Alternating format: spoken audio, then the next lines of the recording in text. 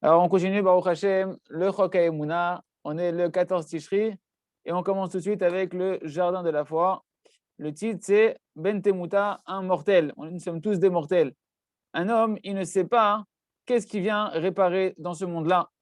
Il ne sait pas non plus quand est-ce qu'il va finir sa réparation. Il ne sait pas comment il va partir de ce monde-là. C'est pourquoi il convient à chacun de prêter bien attention au sujet du jour de la mort. Et comme l'a dit le roi Shlomo Amelech Alav Shalom, il vaut mieux aller dans une maison d'endeuillés plutôt que d'aller dans un grand festin de joie. Parce que c'est ça la fin de tout homme. Et chaque être vivant, il doit prêter attention à cela. C'est marqué dans le Sefer Kohelet, chapitre 7, verset 2. A priori, on comprend les paroles de Kohelet de Shlomo Amelech qu'il vaut mieux pour un homme d'aller dans la maison des endeuillés afin qu'il voie qu'est-ce que c'est la fin de tout homme, qu'il prenne conscience et qu'il réfléchisse que lui aussi, ça va être ça sa fin. Mais on voit pourtant que beaucoup de gens sont témoins durant leur vie de plusieurs décès, plusieurs accompagnements au cimetière. Et pourtant, ils ne se réveillent pas forcément à réfléchir à la fin de leur vie, au but de leur vie. Et même on voit des docteurs, des infirmières, etc., qui voient énormément de malades qui sont en phase terminale, qui sont en train d'agoniser et qui passent dans leur service. Et pourtant, voilà que bien ils sont témoins de plein de morts dans leur vie, malgré tout, ils ne se réveillent pas du tout pourtant à se réveiller sur le but de la vie. Et au contraire, on voit que parmi eux, il y en a même qui vivent dans de la débauche, dans des saletés, encore plus que d'autres autres êtres humains. Et même ceux qui enterrent les corbillards, enfin ceux qui enterrent les gens, on voit qu'ils voient passer devant eux des dizaines, des centaines de morts. Et pourtant, malgré tout, c'est des gens qui restent enfoncés dans les futilités de ce monde-là et qui ne se réveillent pas à réfléchir à leur fin et au but pour lequel ils ont été créés. C'est pourquoi la suite du verset de Kohelet est très importante de Shlomo Ameler qui nous dit le vivant, il doit mettre son cœur et son attention sur quand il va dans les maisons des endeuillés, c'est-à-dire que même lorsque l'on va dans la maison d'un endeuillé, il faut que celui qui est vivant, qui est là-bas, qui mette son cœur là-bas et qui réfléchisse sur le jour de la mort, qui se dise lui-même à l'intérieur de lui, mais moi aussi, je vais partir de ce monde-là. Pour moi aussi, on va s'asseoir pendant 7 jours et on va être endeuillé. Et si on ne fait pas ça, si on ne fait pas ça, alors on ne se réveillera pas. Et on peut aller dans toutes les maisons d'endeuillés et que Dieu nous en préserve et on ne changera pas. C'est pourquoi Kohelet, donc Shlomo Amelech a dit, V'achai iten el libo, le vivant, lorsqu'il ira dans ces endroits-là, il devra réveiller son cœur, mettre son cœur à réfléchir sur ce sujet-là. On doit se réveiller de nous-mêmes et mettre notre cœur sur cette pensée du jour de la mort. Et non pas avec de la crainte. On ne doit pas réfléchir à ça avec de la crainte. Simplement, on doit utiliser ça pour regarder le monde avec des yeux qui sont éveillés, avec des yeux qui sont en analyse. Qu'est-ce que j'ai à faire dans ce monde-là? Qu'est-ce qui va se passer après ce monde-là lorsque je vais mourir? Qu'est-ce que je vais faire? Et ainsi, même si la personne va se dire, même si je vais arriver à être quelqu'un très honorable dans ce monde-là, au final, je vais mourir. Même si je suis le plus grand riche de ce monde-là, au final, je vais mourir, etc., etc., tirer des conclusions sur le but de la vie. Et si c'est comme ça, alors, d'avoir Balmachmo, quelqu'un qui donne du sens à sa vie, il va se dire, mais qu'est-ce que je fais là dans ce monde-là? Et grâce à ça, c'est sûr qu'il va arriver à la conclusion qui est obligatoire qu'il y a un créateur dans le monde. Et automatiquement, de cette prise de conscience, il va se mettre à lui parler, il va lui demander de pouvoir lui montrer pourquoi il a été créé, vu que il doit finir par mourir, pourquoi j'ai été créé et quelle est ma mission particulière dans ce monde-là. Et au passage, c'est un peu comme ça que notre maître, le Rav Shamarouch et Yahye, c'est comme ça qu'il a fait le chouva, c'est en allant dans des cimetières et en ayant ces réflexions-là, telles que le Shlomo Amer nous l'a dit. C'est comme ça que lui-même, il a fait le chouva. Donc, on continue tout de suite maintenant avec le jardin des louanges, Kvod Hashem, la gloire d'Hachem. Nous comprenons, on ne comprend pas, il nous dit le Rav, combien la faute de la pleurnicherie, elle est terrible et qu'elle engendre en réalité un chilul Hashem, une profanation du nom d'Hachem et qu'elle empêche le dévoilement de la royauté d'Hachem. C'est véritablement la clipa, l'écorce du mal de Amalek, qui, elle, va voiler la royauté d'Akadosh Baruch Hu. Et sur ça même, Akadosh Baruch Hu, il nous a ordonné de nous souvenir de ce qu'a fait Amalek, jusqu'à ce qu'on arrive à effacer le souvenir d'Amalek de sous la surface du ciel. Et c'est marqué comme ça dans le verset, qui Yad al-Kessia milchama Hashem Amalek midordor, car Yad al-Kessia, il a mis la main sur le trône divin, il y a une guerre pour Hashem contre Amalek de génération en génération. Et de là, nos sages nous ont appris que du fait que le mot qui sait dans le verset, il manque un aleph, il est écrit sans aleph, et c'est marqué en fait kas, il n'y a pas marqué Kiyad al-Kisei, il y a marqué Kiyad al-Kes, donc il manque le aleph du Kisei, il manque le aleph du trône divin, et que le nom de Yud Kei Vav Kei d'Akadosh Baruch Hu, le Shem Havaya, il est écrit dans le verset avec, il manque là-bas, vous voyez, il y a marqué Yud Kei, et il manque le Vav et le He. De là, on apprend qu'en fait, le trône d'Hachem, le Kissé d'Hachem et le nom d'Akadosh Baruch Hu, ils ne sont pas entiers tant qu'on n'a pas réussi à effacer le souvenir d'Amalek. Et chaque juif au fond de lui-même, c'est évident qu'il serait très content et serait très heureux de pouvoir trouver Amalek pour pouvoir accomplir cette mitzvah, de l'effacer. Et que enfin le trône divin et le nom d'Akadosh Baruch Hu puissent être entiers. Mais on doit savoir que l'explication concrète d'effacer le nom d'Amalek, c'est en fait d'effacer l'ingratitude qui est à l'intérieur de notre cœur. Et c'est ça ce qui est écrit, que le nom d'Akadosh Baruch Hu et son trône ne sont pas entiers. Sous-entendu, c'est quoi l'explication concrète? Que tant que le Ham Israël ne sort pas du défaut de la pleurnicherie, alors le trône d'Akadosh Baruch Hu, la royauté d'Akadosh Baruch Hu, le nom d'Akadosh Baruch Hu ne sont pas entiers. Parce que qu'est-ce que c'est le nom d'Hachem qui soit entier? Qu'est-ce qu'on appelle le nom d'Hachem entier? L'explication d'après Rabbi Nachman de Breslev, c'est que lorsque le nom de Yud Kei Vav Kei qui représente la conduite de miséricorde d'Akadosh Baruch Hu et que le nom de Elohim qui représente la conduite de rigueur d'Akadosh Baruch Hu, lorsqu'ils feront que un, qu'on verra que tout c'est que de l'amour, là le nom d'Hachem il sera entier. Et ça ne vit cette réalité-là que celui qui marche constamment avec des remerciements et des louanges à Akadosh Baruch Hu. Lui, on peut dire qu'il efface complètement le souvenir d'Amalek, car il enlève à l'intérieur de lui complètement l'ingratitude. Et chacun, il va réfléchir, se poser la question en lui-même. Comment peut-on dévoiler la royauté d'Akadosh Baruch Hu? Comment on se dévoile plus, on reconnaît plus le dévoilement de la royauté d'Hachem? Est-ce que c'est lorsque les Bnei Israël, qui sont le peuple d'Hachem, ils sont en train de pleurer et de pleurnicher? Est-ce que ça s'appelle un roi, ça? Un roi que tout son peuple entier, ils font que se plaindre, qui ne sont pas satisfaits de sa manière de diriger le royaume, qui sont tout le temps tristes. C'est ça la royauté d'Akadosh Baruch Hu. Au contraire, il n'y a pas de plus grande honte pour la royauté d'Akadosh Baruch Hu que ça. Lorsque Hachem il voit un homme qui est triste, il n'y a pas besoin, il n'y a pas pire que ça pour pouvoir profaner le nom d'Akadosh Baruch Hu que Dieu nous en préserve. Il suffit qu'un homme soit triste pour que ça soit une profanation et une honte la plus grande qu'on peut faire à Akadosh Baruch Hu que Dieu nous en préserve.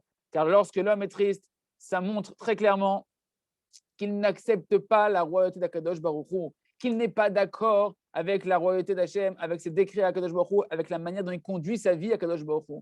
Et ça montre donc que Kaviachol, si on peut dire ainsi, Akadosh Baruch Hu, il ne dirige pas son monde dans la justice. Parce que voilà, il y a des gens qui ne sont pas d'accord, qui se plaignent, ils ne sont pas satisfaits de leur roi. C'est un signe donc que d'après eux, ils remettent en question la justice d'Akadosh Baruch Hu, de ce qu'Akadosh Baruch Hu fait, ce qu'Akadosh Baruch Hu fait avec eux. Et bien entendu, le dévoilement d'Akadosh Baruch Hu, on le verra demain. C'est au contraire, lorsque le peuple il est tous en train de remercier Hachem, de louer Akadosh Baruch Hu, là, on verra demain que c'est ça le dévoilement de la royauté d'Akadosh Baruch Hu. On continue tout de suite avec le livre À travers champs et forêts pour apprendre à faire son heure d'Ilbodedut tous les jours minimum. Avant qu'un homme, donc on a dit hier par exemple, un homme il doit parler à Hachem dans chaque pas, dans chaque mouvement de sa journée, avant de manger, on a vu hier. Maintenant on continue par exemple, un homme avant qu'il rentre à la maison, il doit prier avec ses propres mots et dire à Akadosh Baruch Hu, maître du monde, aide-moi à avoir un shalom qui est la paix entre moi et ma femme. Aide-moi, Akadosh Baruch Hu, qu'entre moi et ma femme, il y a un grand amour, un amour mutuel, une grande joie entre nous. Aide-moi, maître du monde, que chaque mot que je vais dire, aide-moi à savoir quel mot je dois dire, quel mot je ne dois pas dire à ma femme. Sois avec moi constamment, Akadosh Baruch Hu, moi je ne sais rien. J'ai besoin que toi, tu me fasses la paix. C'est toi, Hachem, qui dois me faire la paix dans la maison. Et lorsqu'un homme, il rentre maintenant, non, Chaz Hashem, au contraire, lorsqu'un homme maintenant, il va avec la force de son bras, c'est-à-dire qu'il pense, c'est moi, je sais faire le shalom, alors il vaut mieux ramener un policier avec lui quand il va rentrer à la maison pour faire le shalom entre lui et sa femme. Mais par contre, si un homme, il marche avec la prière et qui parle à Kadosh Baruch Hu lorsqu'il rentre à la maison, alors Hachem, il rentre avec lui. Il n'y a pas besoin de policier, c'est Hachem qui rentre avec lui dans la maison. Et c'est évident qu'il aura un vrai shalom bayit. Et ainsi pour chaque chose et chaque chose. Kegon, par exemple, lorsque tu veux étudier avec ton fils, prie à Kadosh Baruch Hu pour avoir l'aide du ciel, de ne pas te mettre en colère, etc. Lorsque tu vas à un rendez-vous à la mairie ou n'importe quel rendez-vous ou dans n'importe quel endroit où tu vas faire un rendez-vous, sache que c'est Akadosh Baruch Hu qui fixe chaque chose et que tous les émissaires que tu vas rencontrer, ce sont que des boubottes, des poupées, des pantins entre les mains d'Akadosh Baruch Hu. Il n'y a que Akadosh Baruch Hu qui décide ce qui se passe dans le monde. Akadosh Baruch Hu, il a sa providence sur chaque shekel, sur chaque euro, chaque dollar, sur chaque centime, il y a la providence divine. Chez qui elle doit, de qui l'argent doit sortir, de chez qui elle doit arriver l'argent. Et chacun, il doit avoir la foi qu'Akadosh Baruch Hu, il a une providence qui se met sur lui-même.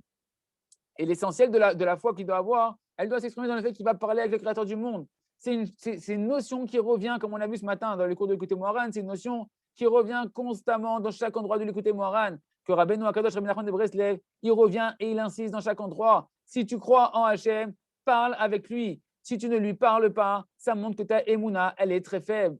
Parce que celui qui croit en Kadosh Baruch Hu, il lui parle. Et c'est quelque chose qui se matérialise concrètement.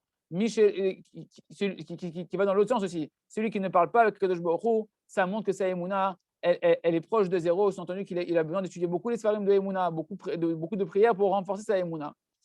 Il se trouve donc que, en fait, Akadosh Baruch Hu, il est constamment à côté de toi à chaque instant, avec toi véritablement, il t'accompagne partout, comme a dit David Ameler dans Teilim, Hachem tilecha liadiminecha. Hachem, il est l'ombre qui accompagne ta droite. De la même manière que l'ombre d'un homme, elle va partout avec lui, elle ne le quitte même pas un instant. Comme ça, Akadosh Baruch Hu, il est toujours attaché à l'homme. Mamash, dans chaque respiration et respiration, dans chaque mouvement qu'on fait, Akadosh Baruch Hu, il est là, il ne nous quitte pas, ne serait-ce qu'une seule seconde. Alors, de la même manière qu'Hachem ne nous quitte pas, nous aussi, on n'a pas le droit de le quitter, on ne doit pas l'abandonner à Kadosh Baruch Hu. Et c'est quoi ne pas abandonner à Kadosh Baruch Hu? Eh bien, c'est lui parler, dis-lui merci Hachem, demande-lui de l'aide à Kadosh Baruch Hu, demande-lui des conseils. Et comme ça, Hachem, tu vivras constamment la réalité qu'Hachem il est avec toi et tu n'abandonneras pas Kadosh Baruch Hu. Et ça, on l'obtient en s'habituant, en faisant une heure de tous les jours. Petit à petit, on apprend à parler à Kadosh Baruch Hu durant toute la journée, dans chaque détail de la journée. Hachem, que chacun fasse son heure d'Ibodéut aujourd'hui. On continue tout de suite avec le jardin de la sagesse. On continue le conte du sage merveilleux, du sage et du simple. Que rien que le conte lui-même, déjà, il est un apprentissage en soi pour chacun d'entre nous. Et on verra les commentaires dans la chaîne et les pages suivantes. Et voilà qu'au fil des événements, qu'est-ce qui s'est passé? Ils ont continué à marcher, à se promener jusqu'à ce qu'ils sont arrivés dans la ville. Dans la ville de qui? La ville du grand ministre, le ministre de tous les ministres, qui en fait était le simple, l'ami d'enfance du Chacham, qui est devenu maintenant le ministre. Et dans cette ville-là, il y avait un Baal Shem, un homme de renommée véritable. Ça fait référence en fait au tzaddik. Un homme qui était très important, qui avait fait des prodiges dans la ville. Et même tous les princes et les gens importants et connus de la ville, tout le monde, même les grands sages, ils allaient autour du Baal Shem pour aller le voir et prendre des conseils et des bénédictions. Et voilà qu'est-ce qui s'est passé? Nos deux Chachamim, mais là je me suis trompé, c'est que les deux Chachamim, quand ils sont entrés dans la ville, eux aussi, ils sont partis devant la maison du Baal Shem. Et là-bas, ils ont vu que se tenaient là-bas beaucoup de gens, beaucoup de charrettes. Avec comme ça, dans chaque charrette, il y avait une quarantaine, une cinquantaine de personnes. Il y avait des malades, il y avait des gens qui étaient là pour aller chez le Baal Shem. Et là, le Chacham, le sage, il a pensé, il s'est dit, ouais, ici, il doit y avoir un grand docteur. Il s'est dit, il faudrait que je rentre moi aussi dans cette maison-là. Parce que moi aussi, je suis un grand docteur. Je voudrais un peu le connaître, qu'on échange un petit peu, lui et moi. Et il a posé la question, dites-moi, il y avait des gens qui faisaient la queue. Il leur a dit, dites-moi, qui c'est qui habite ici? Alors, ils lui ont répondu, c'est le Baal Shem, c'est l'homme de grande renommée. Et là, il s'est mis à rigoler, à exploser de rire, de moquerie. Et il a dit à son ami, l'autre sage, il lui a dit, regarde, il n'y a pas de plus grand mensonge et de plus grande erreur aussi extraordinaire que celle-là. C'est encore plus idiot que l'erreur de croire qu'il y a un roi dans le monde. Mon ami, je vais te raconter le mensonge, comment ça c'est un grand mensonge et comment le monde est dans une grande erreur et dans un grand mensonge. Et le temps est passé, ils ont commencé à avoir faim. Et donc, il leur restait encore 3-4 pièces dans la poche. Ils sont partis dans un petit restaurant, un petit bistrot, et là-bas, ils ont trouvé de quoi manger, même pour 3-4 pièces. Et ils ont demandé ce qu'on leur amène à manger, on leur a donné. Et pendant qu'ils mangeaient, ils ont commencé à parler entre eux et à se moquer de ce mensonge, de cette erreur qu'il y avait un homme de grande renommée dans ce village-là. Et à ce moment-là, ceux qui tenaient le bistrot, il les a entendus et il s'est mis en colère contre eux. Pourquoi? Parce que le Baal Shem, l'homme de grande renommée, était quelqu'un de très important dans le village. Et il leur a dit, mangez et vite, sortez d'ici, je ne veux pas vous voir ici. Et voilà qu'après cela, il y a eu le fils du Baal Shem, de l'homme de grande renommée, qui est rentré dans le bistrot et il était encore en train de se moquer du Baal Shem devant son fils. Et là, le maître du bistrot, il s'est encore mis en colère contre eux. Et il leur a dit, quoi, vous osez vous moquer en plus devant le fils du Baal Shem? Il a commencé à leur mettre des coups jusqu'à les blesser et il les a renvoyés du bistrot. Et eux, ils se sont mis vraiment en colère, ils étaient révoltés et ils ont voulu faire un jugement, demander un jugement sur ce qui s'était passé pour qu'on les ait frappés. Et qu'est-ce qu'ils ont fait? Ils ont commencé à réfléchir, ils sont retournés dans la maison dans laquelle ils étaient en train d'habiter en ce moment, et là où ils avaient laissé leurs affaires.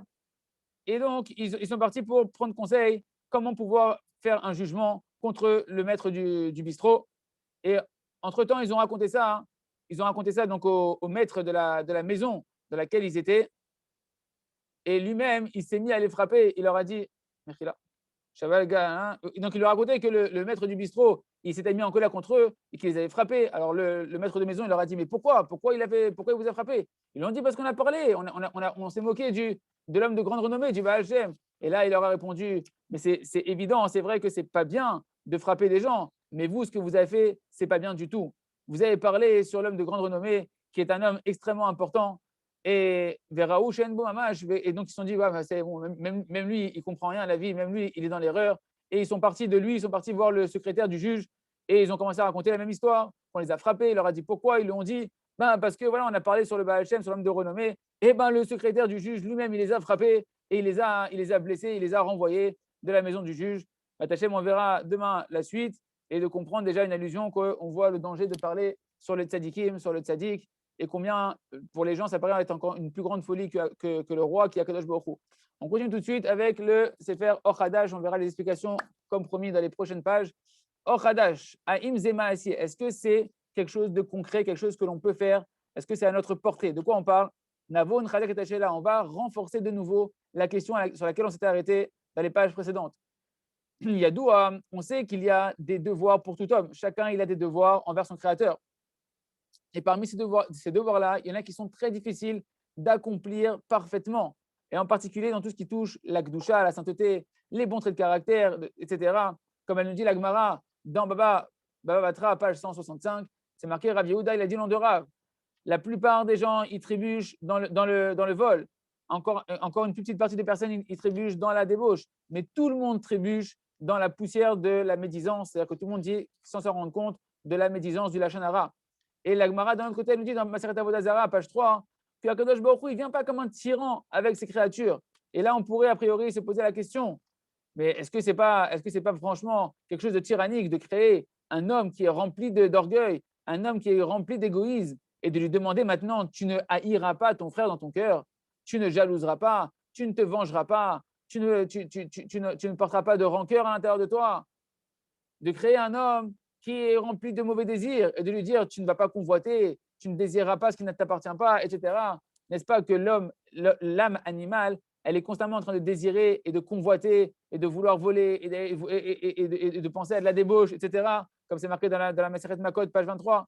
Et de plus, si on voulait parler encore sur l'attachement à Kadosh Baruch Hu, que c'est ça le but de toute la vie, et de devoir prier avec kavana, avec concentration, et tous les devoirs du cœur qu'un homme il doit travailler, que ça demande énormément d'efforts et un travail prolongé, etc., etc.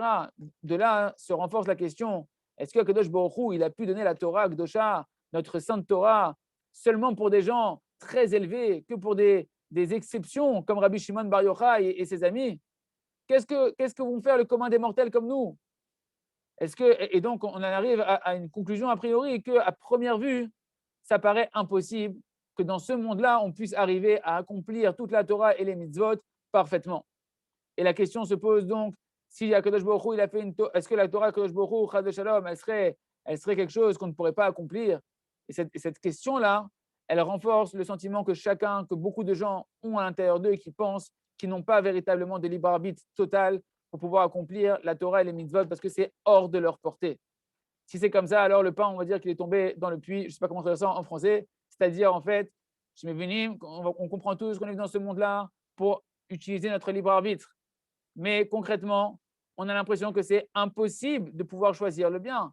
Si c'est comme ça, alors la solution en elle-même qu'Hachem avait créée de nous créer dans ce monde-là pour utiliser notre libre arbitre, elle n'est pas concrète. Ce libre arbitre, il a été créé pour que normalement on puisse avoir une récompense du fruit de notre labeur, de nos efforts. Mais comme on voit concrètement ici, on n'arrive pas à choisir. On est obligé a priori de choisir d'aller dans le mal. On a l'impression que malgré nous, c'est plus fort que nous. Les forces du Yetzer Hara, du mauvais penchant, se réveillent sur nous et elles nous obligent à choisir le mal. Alors quoi, au final, l'homme, il va quoi? Il va recevoir que des punitions, que Dieu nous en préserve. Si c'est comme ça, c'est impossible de pouvoir mériter d'avoir aucun mérite de l'effort, puisqu'on est obligé, on a l'impression qu'on est obligé de tomber dans le mal. Alors peut-être qu'il valait mieux nous laisser manger du pain de la honte et ne pas commencer à venir dans ce monde-là et pour au final recevoir que des punitions qui sont le fruit de celui qui va dans les avérotes, dans les fautes. Alors maintenant, on va commencer après toutes ces questions qu'on a approfondies, on va commencer à changer notre manière de voir les choses. Il nous dit le Rav, sache, mon cher frère, sache, je veux t'expliquer quelque chose très clairement, que peu importe le niveau dans lequel tu te trouves, malgré tout ce que tu peux penser et toute la réalité qui t'entoure, tu peux choisir le bien. Et tu as un ustensile, un outil, une arme pour choisir le bien dans chaque situation, pour pouvoir changer en bien tous tes traits de caractère, tous tes mauvais désirs et pouvoir acquérir toute chose dans le service divin. Sache que la raison pour laquelle tu penses que tu n'as pas de libre arbitre, c'est parce que tu penses que ton libre arbitre, il est dans tes actions. Et toi, tu vois que concrètement, tu n'as pas la force de pouvoir changer tes actions. Alors tu penses que tu n'as pas de libre arbitre. Et ça, c'est ça ton erreur. Car en vérité, l'action n'est pas entre tes mains. Le résultat de l'action n'est pas entre tes mains, comme on va expliquer immédiatement et dans les pages suivantes. Qu'est-ce qui est concrètement entre tes mains? C'est seulement et uniquement la volonté. Et dès que tu vas commencer à dévoiler la force de ton libre arbitre qui est dans tes mains, qu'est-ce que c'est ce libre arbitre? Cette force qui est dans tes mains, c'est la force de la volonté. Alors à ce moment-là, tu vas commencer à comprendre que oui, tout homme, peu importe son niveau, il a constamment un libre arbitre total. Et que tout ce que Akadosh Baruch Hu, il attend de toi, c'est quelque chose de très simple et de très facile. Et que c'est quelque chose de proche qui est accessible pour chacun d'entre nous, même pour l'homme le plus bas, le plus petit, le plus éloigné. Chaque homme, de n'importe où, de n'importe quel endroit où il est, Kipchuto, il a un libre arbitre, parce que de n'importe quel endroit où il est, il peut s'éveiller à dire oui, Hachem, je veux te servir. Béat Hachem, on continuera dans les pages suivantes à apprendre à manipuler cette force extraordinaire du libre arbitre qui est la volonté, et comment, comme ça, on peut se renforcer et avancer et faire des progrès extraordinaires. Be'ezrat Hachem, à demain.